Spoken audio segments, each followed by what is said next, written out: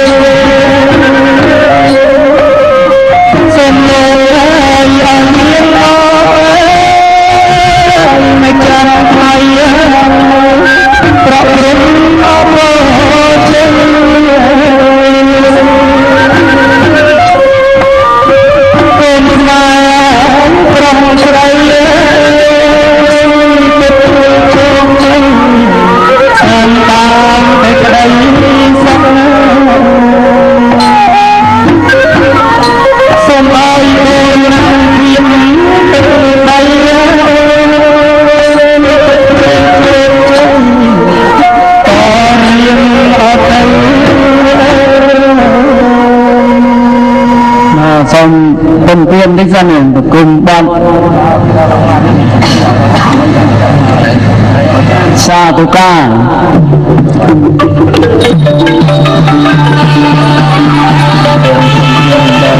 ba con môn lên trường tổ tạo chất hơn quan lên ta và con viên con này anh viên viên cả viên viên ba con không viên ta theo sau và ba năm tới viên con trang tây và ba năm nay ta ra và có thể hư sư hư hoa là khi lâu như là con viên nào đang lên kia có thể thấy nó bị thương thương thương hôm nay đây tập trong một thiên đây đang đi tiên là chặt lòng kia tôi đi vào kia tiên trăm kia cả nơi tôi trong con trai lớn ông rôn mình ta mình và nên ông rôn mình phải chúng ta từ ta nông ngày đó mà hà chụp chơi ní sôm ô tư đuông pre vi nhiên khăn pre karuna atita pre mahakasatraនៃចក្រភពអង្គរសូមឧទ្ទិសដួងវិញ្ញាណក្ខន្ធអតីតមហាបុរសមេតបដ៏ឈានជ័យរបស់ខ្មែរសូមឧទ្ទិសដល់ដួងវិញ្ញាណក្ខន្ធបុព្វបុរសនិងប្រជាជននិងសូមឧទ្ទិសដល់ដួងវិញ្ញាណក្ខន្ធមហាបុរសមេតបលោកតាឌីសម័យក្រុងលង្វែក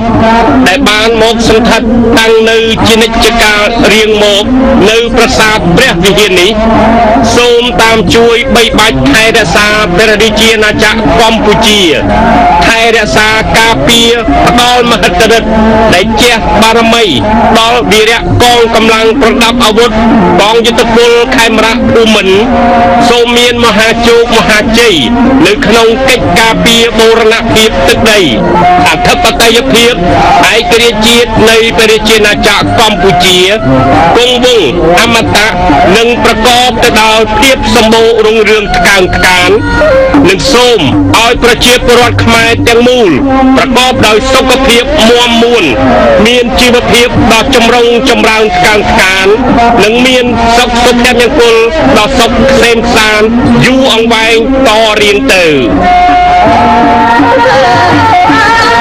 cho kênh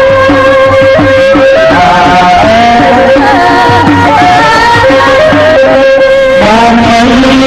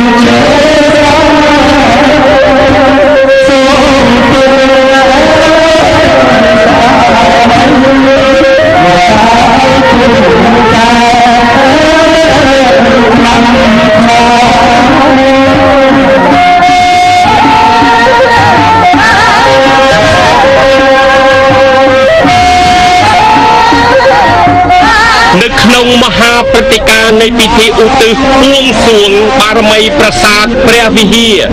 នាថ្ងៃសុក្រទី1ខែសីហាឆ្នាំ2008ក្រោមព្រះរាជាធិបតីភាពដ៏ខ្ពង់ខ្ពស់សម្ដេចព្រះអគ្គមហាសង្ឃរាជាធិបតីទេពវង្សសម្ដេចព្រះមហាសង្ឃរាជនៃព្រះរាជាណាចក្រកម្ពុជានិងវត្តមានដ៏ខ្ពង់ខ្ពស់លោកជំទាវប៊ុនអានីហ៊ុនសែនបារមីប្រាសាទព្រះវិហារហាក់បីដូចជាបានមកតាំងសន្ធិដ្ឋនៅក្នុងអៃដលនៃដួងជីវិតរបស់កុលបុត្រកុលធីតាខ្មែរគ្រប់រូបនៅក្នុងមហាព្រឹត្តិការណ៍នេះបរិយាកាសអាកាសធាតុប្រកបដោយអ័ព្ទដ៏ត្រជាក់ត្រជុំប្រៀបបានទឹកអមរិតប្រោះព្រំមកលើអង្គពិធីទាំងមូលហាក់បីដូចជាដួងព្រះវិញ្ញាណក្ខន្ធនៃព្រះមហាក្សត្រក្នុងសម័យមហានគរដួងវិញ្ញាណក្ខន្ធរបស់មហាបុរសជាមេទ័ពដ៏ជៀមជ័យដួងវិញ្ញាណក្ខន្ធរបស់បុព្វបុរសប្រជាជាតិកម្ពុជាយើងព្រមទាំងដួងវិញ្ញាណក្ខន្ធមហាបុរសមេទ័ពដ៏អង្អាចក្លាហានសម័យក្រុងលង្វែកលោកតាឌីបានធ្វើឲ្យបរិយាកាសអាកាសធាតុអាប់ចុះយ៉ាងត្រជាក់ត្រជុំប្រោះព្រំសេរីសួស្តីដល់អង្គពិធីបីដូចជាឫទ្ធីចេស្តារបស់បារមីនៃប្រាសាទព្រះវិហារ